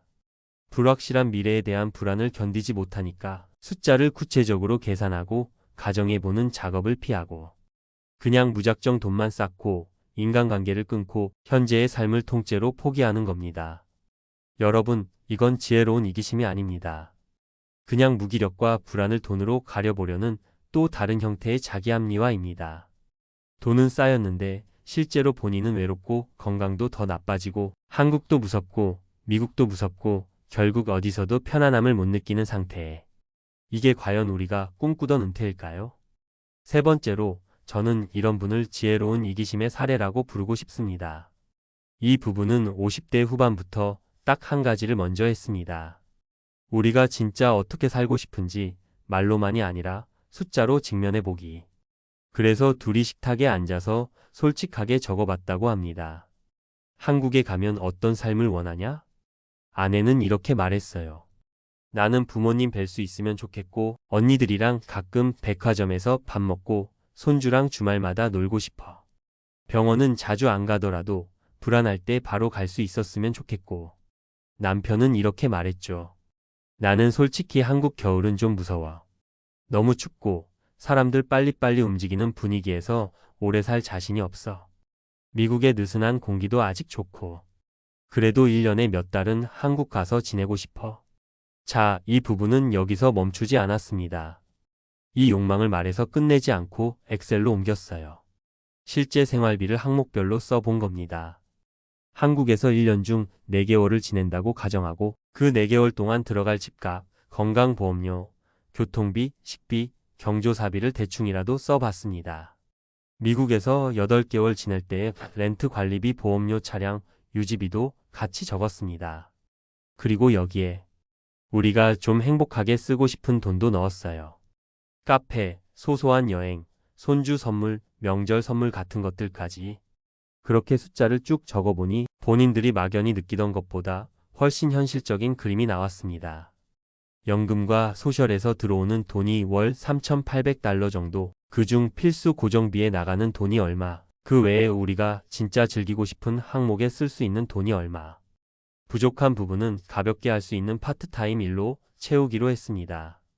남편은 미국에 있을 때는 주 23일 정도 몸 무리 안 가는 알바를 해서 월 8,000일 0달러만큼만 더 벌고 아내는 한국에 있을 때 본인이 좋아하는 취미를 살려주 일의 강좌를 하면서 소소하게 용돈을 벌었습니다. 중요한 포인트는 이겁니다. 이 부부는 어디가 더 싸냐, 어디가 더 좋냐 싸우지 않았습니다. 우리가 원하는 삶의 그림을 먼저 그려놓고 거기에 미국과 한국을 어떻게 끼워 맞출지를 고민했습니다. 그래서 결론은 이랬어요. 우리는 완전히 한국으로 옮기지도 않을 거고 완전히 미국에만 갇혀 살지도 않을 거다. 1년에 몇 달은 한국, 몇 달은 미국. 돈이 허락하는 범위 안에서 최대한 왕복하면서 살겠다. 그리고 그걸 가능하게 만드는 현실적인 숫자를 냉정하게 계산했습니다. 주거 비용을 과감하게 줄이고 내가 정말 자주 가서 얼굴 보고 싶은 사람과 그냥 예의상 연락해야 할 사람을 구분하고 경조사 선물 모임도 다 숫자로 한 번씩 적어보면서 이 정도가 우리 선이다 라는 기준을 만들었습니다. 여러분 여기서 느껴지시나요? 이게 바로 지혜로운 이기심입니다.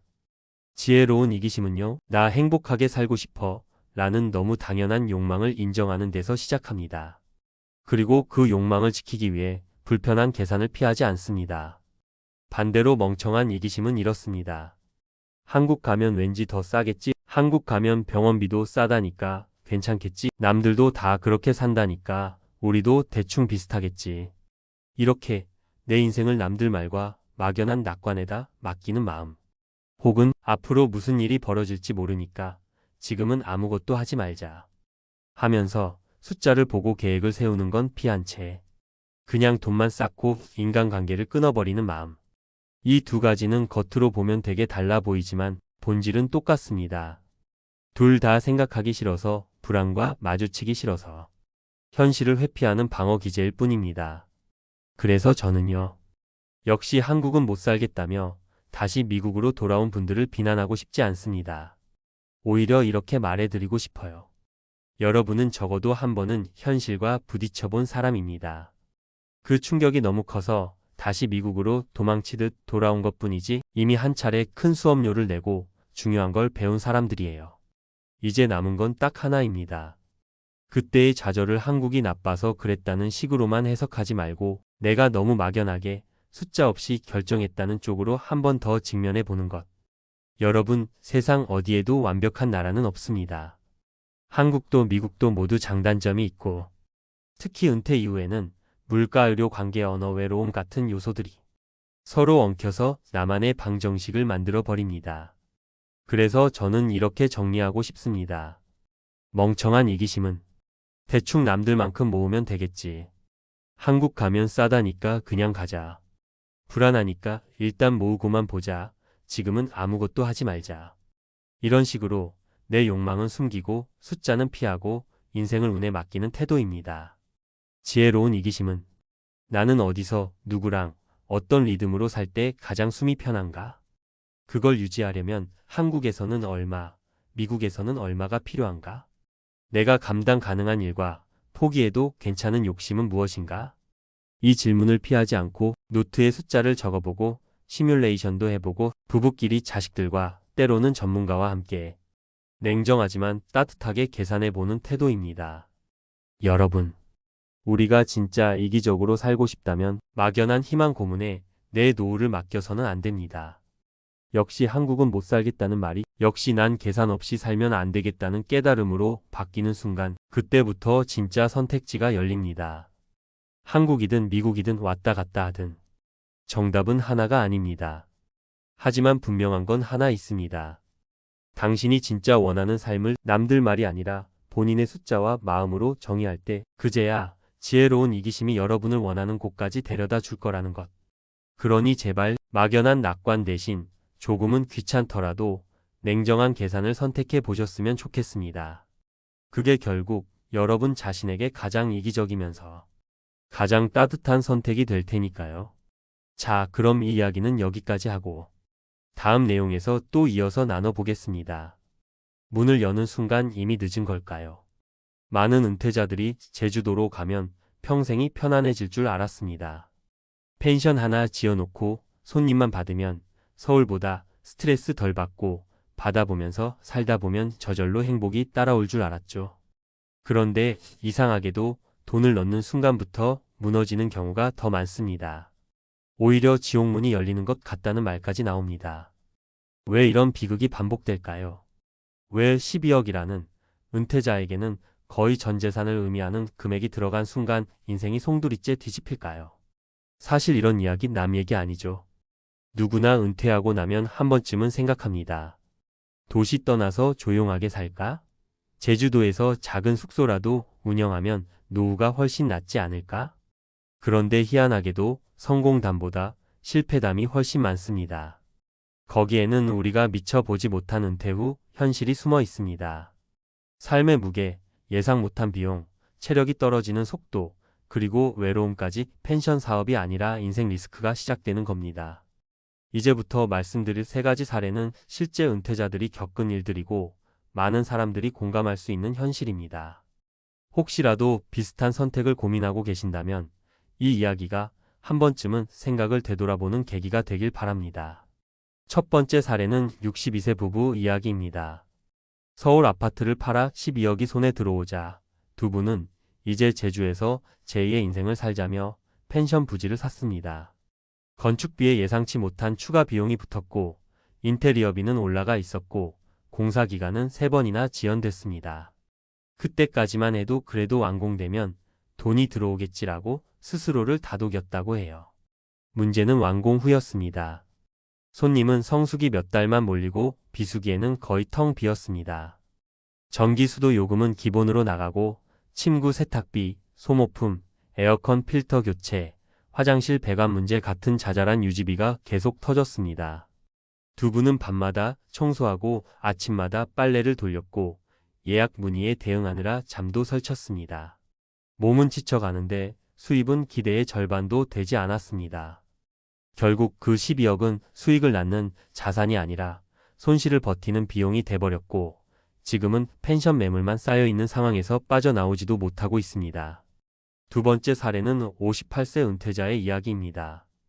직장에서 성실하게 30년 넘게 일하고 정년을 앞두고 있었는데 주변에서 제주도 펜션 하면 월 400만 원은 그냥 나온다는 말을 듣고 은퇴를 서둘러 결정했습니다. 그가 간과한 건 사는 사람과 찾아오는 사람의 간극이었습니다. 본인은 풍경만 봐도 좋은데 손님은 한 푼이라도 아까운 마음으로 서비스를 따집니다. 수건이 한 장 부족하다고 컴플레인을 걸고 사진과 다르다고 리뷰에 혹독한 말을 남기고 밤늦게까지 소음 문제를 제기합니다.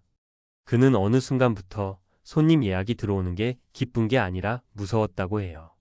또 뭐가 터질까? 또 뭐라 할까? 또 리뷰로 공격당할까? 그 불안이 하루를 갉아먹었습니다. 결국 그는 기간을 오래 버티지 못하고 운영을 접고 싶어 했지만 문제는 팔리지 않았습니다. 제주 숙박업 매물은 넘쳐나고 사려는 사람은 줄어들고 은퇴자들의 희망이 하나 둘씩 괴로움으로 바뀌는 순간이었습니다. 세 번째 사례는 65세 여성의 경험입니다. 남편이 먼저 세상을 떠나고 혼자 지내는 게 싫어 제주에 내려갔습니다. 사람들이 많이 오니까 외롭지 않을 것 같다는 기대가 있었죠. 그런데 현실은 정반대였습니다. 손님들은 스쳐가는 사람들일 뿐 정서적 교감도 없었고 오히려 혼자서 운영하며 육체적인 노동만 더 많아졌습니다. 비오는 날엔 지붕 물세에 곤란했고 한겨울엔 난방비가 너무 올라 감당이 안 됐습니다. 무엇보다 외로움이 컸다고 해요. 도시에서는 가까운 병원이 10분 거리였는데 제주에서는 40분 이상 차를 몰아가야 했습니다. 계단 청소하다 무릎을 다쳤을 때 혼자 일어날 수 없어서 눈물만 흘렸다는 얘기를 들었을 때 은퇴의 진짜 어려움은 돈이 아니라 몸과 마음이라는 걸 절실히 느끼게 되었죠. 이 세 가지 사례를 보면 공통점이 너무 뚜렷합니다. 은퇴 후 가장 위험한 선택 중 하나가 수익을 과대평가하고 리스크를 과소평가하는 투자라는 겁니다. 제주 펜션은 특히 이 위험이 극단적으로 나타납니다. 사람들은 펜션이 편한 수익 사업이라고 착각하지만 실제로는 손발이 24시간 움직여야 하는 체력 기반 노동 사업입니다. 성수기와 비수기 수익 격차가 너무 크고 건물 유지 보수 비용이 계속 쌓이고 리뷰 스트레스까지 더해집니다. 나이가 들수록 이러한 문제는 더 크게 다가오죠. 여기서 가장 큰 문제는 다른 선택지가 없어지는 것입니다. 12억을 넣어버리고 나면 이 돈은 다시 꺼내 쓰기 어렵습니다. 매물이 안 팔리면 수익도 없고 현금도 없습니다. 그러다 보면 생활비는 빠져나가고 결국 생활비 마련을 위해 또 다른 빚을 지거나 자녀에게 손을 벌리게 되는 악순환이 생깁니다. 은퇴 후의 진짜 현명한 선택은 로망이 아니라 현실을 기준으로 사는 것입니다. 노후는 도전이 아니라 생존입니다. 수익을 꿈꾸는 선택이 오히려 인생의 발목을 잡을 수 있다는 걸 기억하셔야 합니다. 지금 제주 펜션을 고민하고 계신다면 꼭 한 번 더 생각해 보시면 좋겠습니다. 여행하러 가는 제주와 살아야 하는 제주는 완전히 다른 세상입니다. 은퇴 후엔 내가 감당할 수 있는 리스크만 선택해야 합니다. 노후는 길고 체력은 줄고 예측할 수 없는 일이 너무 많기 때문입니다. 그리고 꼭 기억하세요. 은퇴 후의 삶은 화려할 필요도 없고 멋질 필요도 없습니다. 그냥 내 몸과 마음이 편안해지는 선택이면 됩니다. 그게 곧 가장 지혜로운 노후입니다. 계속해서 말씀드리자면 제주 펜션 투자라는 게 단순히 사업 실패로만 끝나는 문제가 아니라는 게 더 무섭습니다. 많은 은퇴자들이 겪는 진짜 위기는 그 이후에 찾아옵니다. 돈이 묶이고 빠져나갈 수 없고 체력은 점점 떨어지고 삶 전체가 갇힌 듯한 느낌이 밀려오는 순간, 그때부터는 선택지가 사라진다는 게 가장 큰 공포예요. 은퇴자 분들이 공통으로 말하는 게 있습니다. 돌아오고 싶어도 돌아올 수가 없다. 제주도에서 펜션이 팔려야 본인도 다시 도시로 나올 수 있는데 매물은 넘쳐나고 거래는 거의 없으니 발이 묶입니다. 서울에서 다시 전셋집이라도 얻으려면 목돈이 필요한데 그 목돈이 펜션에 들어가 있으니 움직일 수가 없죠.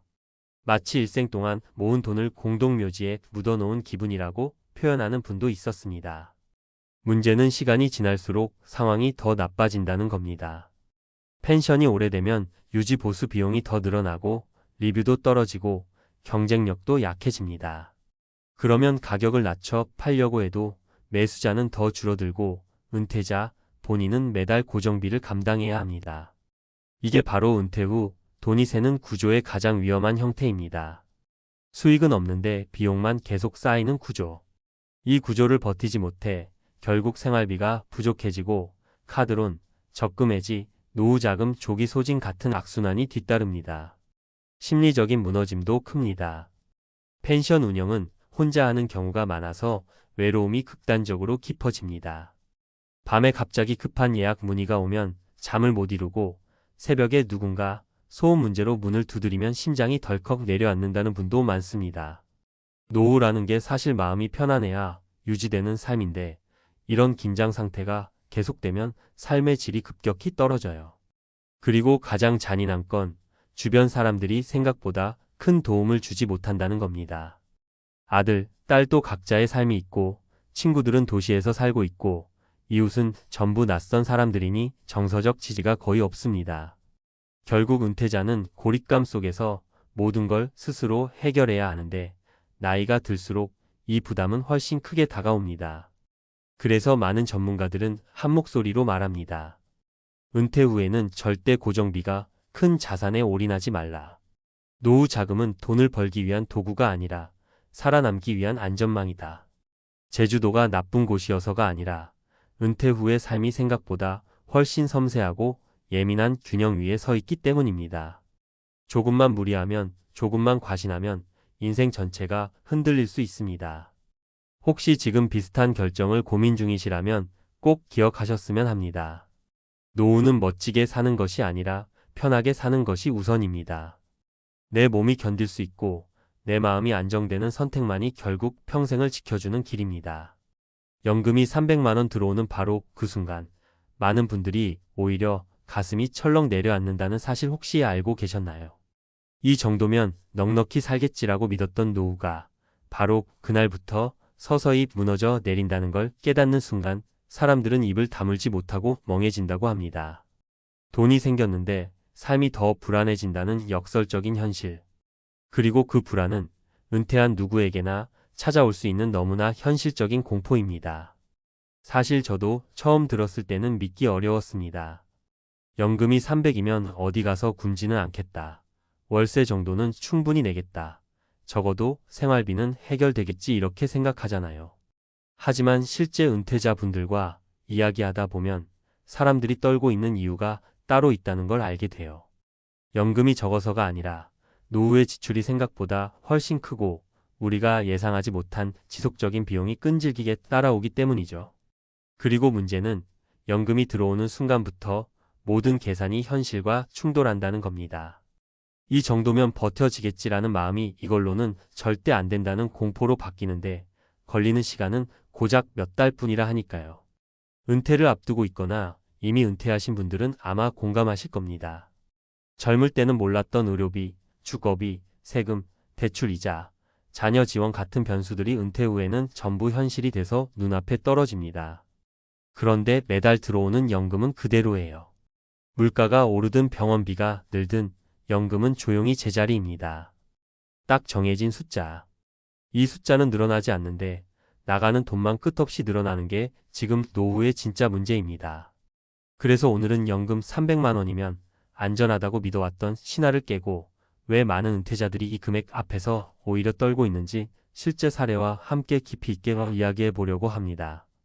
막연한 공포가 아니라 정말 우리에게 닥칠 수 있는 현실. 그리고 지금부터라도 준비할 수 있는 방향까지 자연스럽게 이어서 말씀드릴게요. 먼저 실제로 많은 분들이 겪고 있는 첫 번째 사례부터 말씀드릴까요? 가장 흔한 케이스가 바로 주거비입니다. 사례로 만난 67세 어씨는요. 연금 300만 원이면 월세 내고도 충분히 산다고 생각했어요. 그런데 막상 은퇴하고 나니 월세 80만 원의 관리비가 20만 원 넘게 나가더랍니다. 거기에 공과금의 식비까지 합치니 기본 고정 지출이 매달 200만 원을 훌쩍 넘겨버리는 거예요. 여기까지는 그래도 괜찮았대요. 문제는 예상하지 않았던 비용들이었어요.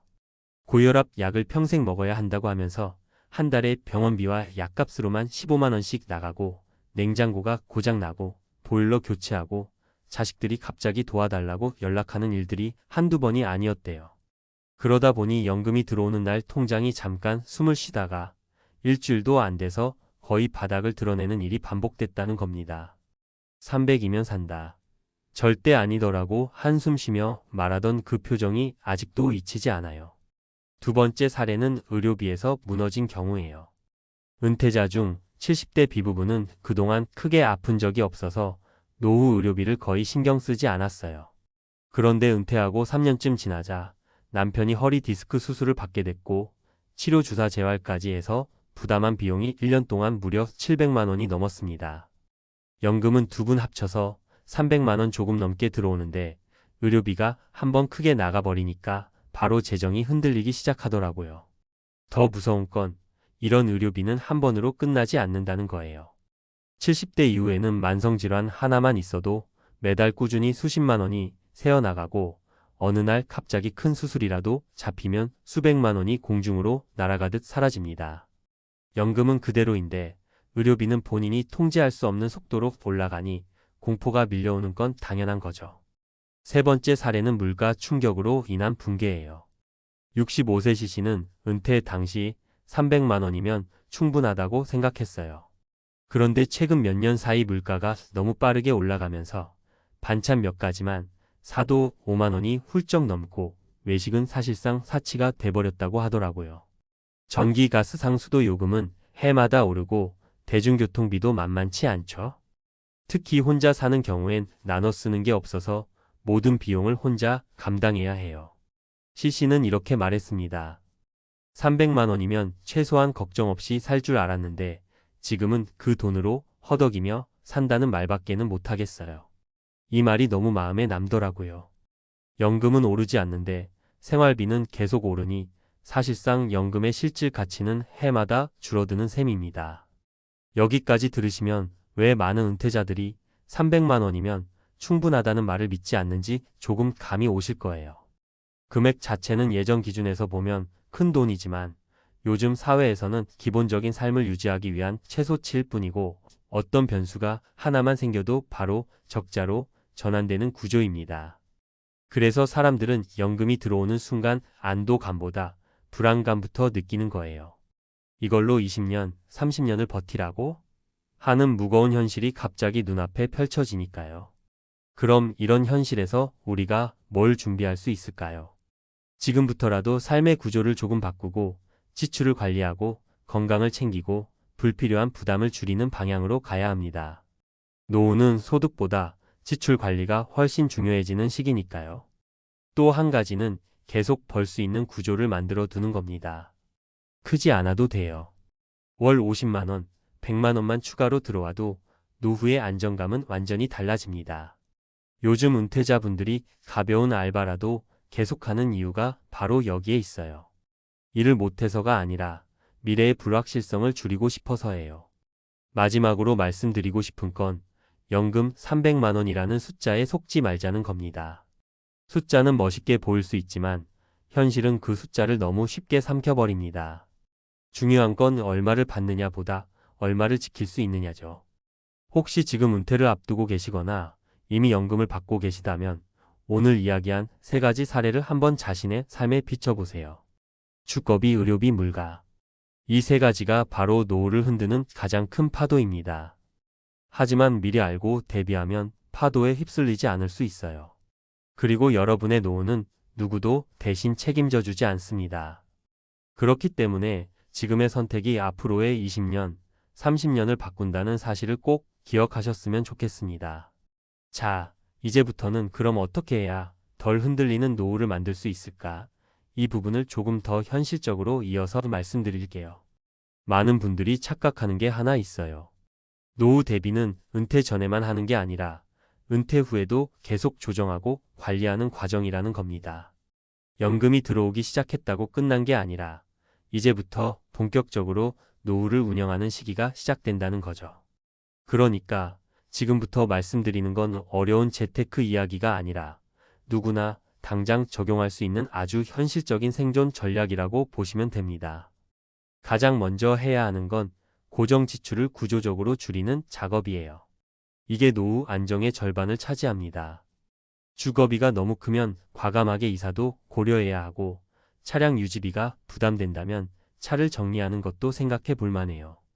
의외로 차량 일대 유지비가 은퇴자에게는 연금 50만 원과 맞먹는 부담이 될 때가 많거든요. 또 보험료나 통신비처럼 매달 나가는 비용은 작은 금액이라도 통합하거나 낮추기만 해도 체감 부담이 확 줄어요. 이건 절약이 아니라 생존 전략입니다. 노후는 버티는 힘이 자산보다 더 중요해져요. 두 번째는 계속해서 작은 수입원을 마련해 두는 거예요. 여기서 중요한 건 큰 돈을 벌자는 게 아니라 현금 흐름을 끊기지 않게 만드는 것이에요. 예를 들어 주변 60대, 70대 분들은 하루 몇 시간짜리 경비, 주차 안내, 문화센터, 보조 강사, 지역센터 프로그램 도우미, 온라인 소규모 판매 같은 일을 하면서 한 달 40만, 80만 원 정도를 꾸준히 벌고 계세요. 생각보다 많은 분들이 이렇게 버텨요. 그리고 이 추가 수입이 연금 못지않은 안정감을 줍니다. 내가 원하면 언제든 조금이라도 벌 수 있다는 감각 자체가 사람을 살게 해요. 세 번째는 건강 관리예요. 이건 정말 잔소리처럼 들릴 수 있는데 노후의 비용 절반은 건강에서 갈립니다. 혈압, 당뇨, 콜레스테롤 같은 기본적인 것만 관리돼도 의료비가 3,050%는 줄어요. 운동은 꼭 거창할 필요 없어요. 하루 30분 걷기만 해도 병원비는 장기적으로 확 줄어듭니다. 실제로 의료비 폭탄 맞은 분들 대부분이 나중에 하면 되겠지 하다가 한번 크게 아프면서 휘청이더라고요. 그리고 마지막으로 정말 중요한 게 노후의 삶을 너무 크게 바꾸려 하지 않는 거예요. 많은 분들이 은퇴하자마자 전원주택, 펜션, 귀촌, 해외 이주 같은 큰 결정을 내리는데 이런 변화가 지출을 폭발적으로 키웁니다. 지금 가진 구조 안에서 덜 흔들리는 삶을 만드는 게 더 중요해요. 노후는 모험이 아니라 안정이 핵심입니다. 결국 노후를 살리는 건 거창한 성공이 아니라 작은 균형입니다. 크게 벌지 않아도 돼요. 대신 3가지 지출 관리, 작은 현금 흐름, 건강 이 3가지만 잡아도 연금 300만 원으로도 버티는 힘이 생깁니다. 지금 불안하시다면 그건 아주 정상이에요. 불안하니까 준비하는 거고 준비하는 사람만이 흔들리는 시대에서도 넘어지지 않으니까요.